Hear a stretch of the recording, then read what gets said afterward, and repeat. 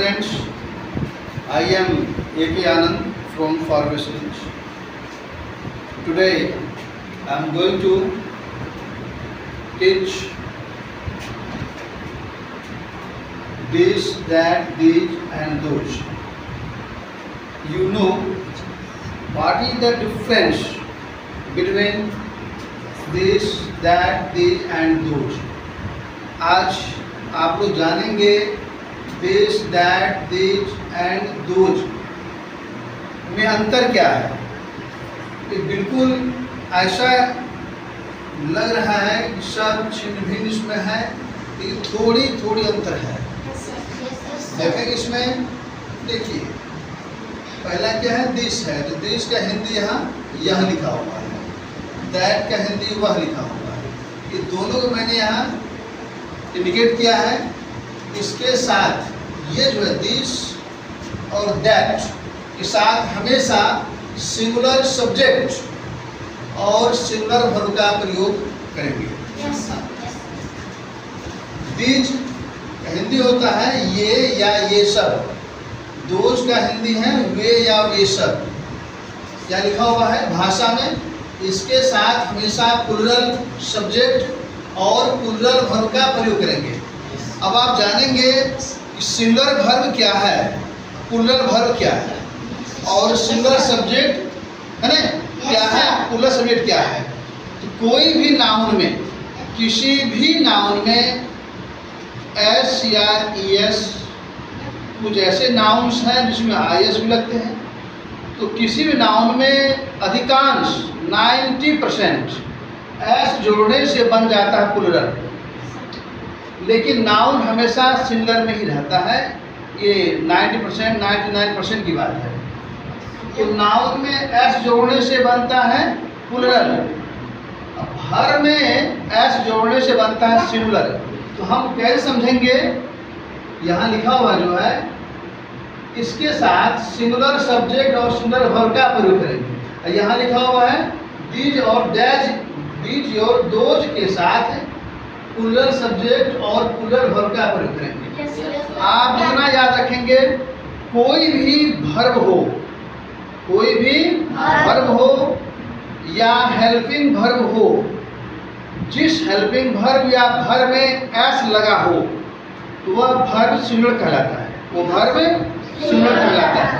ये क्या देखें यहाँ, जैसे मान लीजिए गो है, वर्ब का पहला, वर्ब का कोई रूप हो वो प्रथम रूप होता है। वर्ब के 5 रूप हैं, तो पहला जो रूप होता है वो V1 रूप होता है। तो पहला वर्ब की प्रथम रूप V1 रूप है, वो हमेशा प्लूरल में ही रहेगा। उस वर्ब में अगर हम एस या एस जोड़ते हैं वो कहलाता है सिंगुलर। जैसे मान लीजिए हेल्पिंग वर्ब की बात कर लें, हेल्पिंग वर्ब की बात कर लें, यहाँ देखिए ये लिखते हैं हैव, यहाँ लिखते हैं हैज, ये दो लिखे। देखिए अब दोनों में से बताइए किसमें एस लगा हुआ है, तो हैज में एस लगा हुआ है, हैज में एस लगा हुआ है। इसका मतलब है कि हैव जो है ये प्लूरल है, हैव क्या है प्लूरल है, और ये क्या है, ये सिंगुलर है। मतलब ये वर्ब का 5वां रूप है, ये वर्ब का पहला रूप है। तो वर्ब का पहला रूप होता है प्लूरल, और वर्ब का 5वां रूप होता है सिंगुलर। इसको याद कर लीजिए, वर्ब का जो प्रथम रूप है वो हमेशा प्लूरल में ही रहता है। अब वर्ब और वर्ब या हेल्पिंग वर्ब, तो कोई भी वर्ब हो जिसमें एस लगा हो वो कहलाता है सिंगुलर, बिना एस वाले वो कहलाता है प्लूरल। लेकिन नाउन में ये अपोजिट है, नाउन जस्ट लाइक अपोजिट है। ये या तो नाउन का अपोजिट वर्ब है या वर्ब का अपोजिट नाउन है। नाउन हमेशा, से मान लीजिए बॉय लिखते हैं यहाँ, या देखिए ये बॉय लिखिए और यहाँ कर दिए बॉयज, बॉयज कर दिए। बॉय जो है ना ये सिंगुलर रूप है, या बॉयज हो गया, ये प्लूरल रूप हो गया। तो नाउन में एस या एस जोड़ने से वो बनता है प्लूरल, लेकिन वर्ब में एस या एस जोड़ने से बनता है सिंगुलर। या क्या देखेंगे हम, तो यह हमारा है दिस या दैट, दिस या दैट के साथ, हिंदी याद कर लेंगे आप लोग, दिस या दैट के साथ सिंगुलर सब्जेक्ट और सिंगुलर वर्ब का प्रयोग करेंगे। दिज या दोज, मतलब दिज मीन्स ये, दोज मीन्स वे, है, या ये सब या वे सब, तुम याद करेंगे। दिस मीन्स ये या ये सब, दोज मीन्स वे या ये सब। इसके साथ हमेशा प्लूरल सब्जेक्ट और प्लूरल वर्ब का प्रयोग करेंगे, समझ गए? देखिए नोट माइए, दिस का प्लूरल फॉर्म दीज होता है, दीज, और दैट का प्लूरल फॉर्म दोज होता है। यहाँ फिर देखिए नोट नंबर 2 में, दिस या दिज से निकटतम व्यक्ति या वस्तु और दैट या दोज से दूर की व्यक्तियों या वस्तुओं का बोध होता है। जो निकट में है, यह गाय है, ये गाय है, दोनों निकटतम की बोध होगी, नजदीक की बोध होगी। यह गाय है, दिस इज अ काउ, ये गाय है तो दिज लग जाएगा, बहुवचन में है, these are cows, these are cows. ये क्या देखें, दिस या दिज, दिस या दिज से निकटतम व्यक्ति या वस्तु और दैट या दोज से दूर की व्यक्तियों या वस्तुओं का बोध होता है।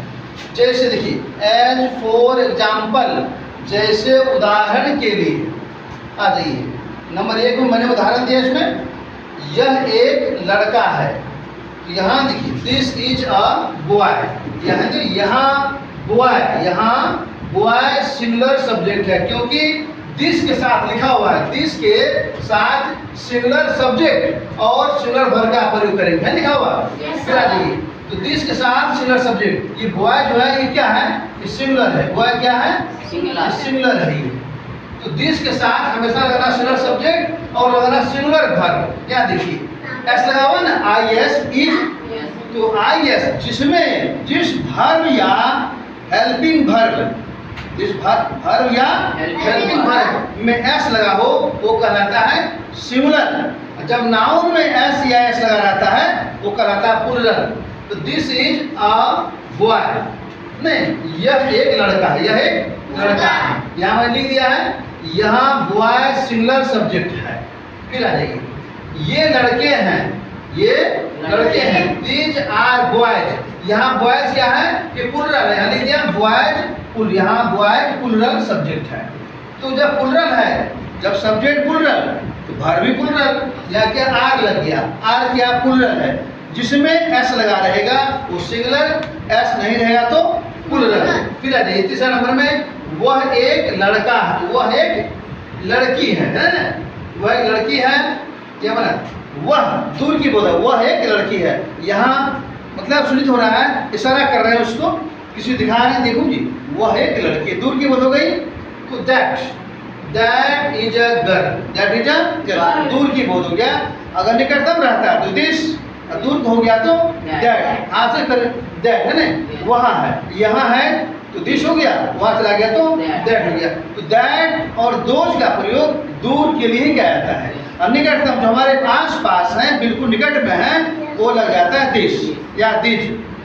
वह एक लड़की है ना, वह एक लड़की है, दैट इज अ गर्ल, यहाँ गर्ल सिंगुलर सब्जेक्ट है, मतलब दैट के साथ लगाना है सिंगुलर। फिर देखिए वे लड़कियां हैं, अब वे क्या हैं, वे लड़कियां हमारे ढेर सारे, यहाँ एक लड़की की बात है, दैट के साथ लगाना है, यहाँ देखिए दैट के साथ भी वो रहेगा सब्जेक्ट है ना सिंगुलर और वर्ब भी सिंगुलर है ना, दिस के साथ भी सब्जेक्ट सिंगुलर, वर्ब सिंगुलर, फिर दैट के साथ भी सब्जेक्ट सिंगुलर, वर्ब भी सिंगुलर।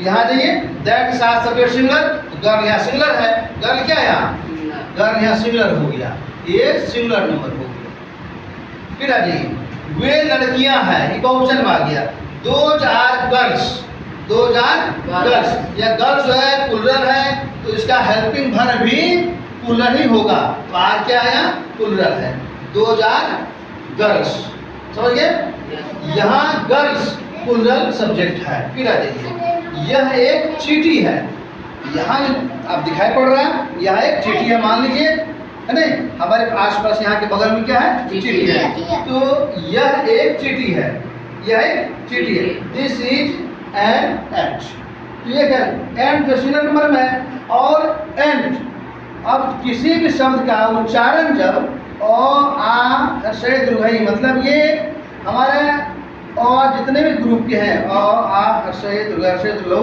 ई ए ओ अनुस्वार और विसर्ग, कोई भी शब्द का एंड लिख देंगे।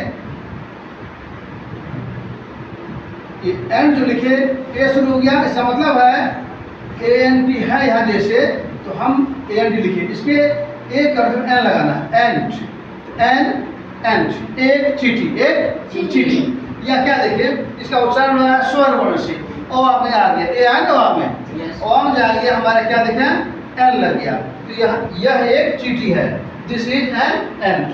ये चीटियां हैं, डेढ़ तरह हो गया है ना, ये चीटियां हैं। अब देखिए यहाँ आराम से हम देख लेंगे इसको, यह एक चीटी है, ये चीटियां हैं, दीज आर एंड्स। यहाँ हो गया बहुवचन की बात, यहाँ क्या हो गया बहुवचन की बात हो गया, यहाँ दीज आर एंड्स, समझ में आया?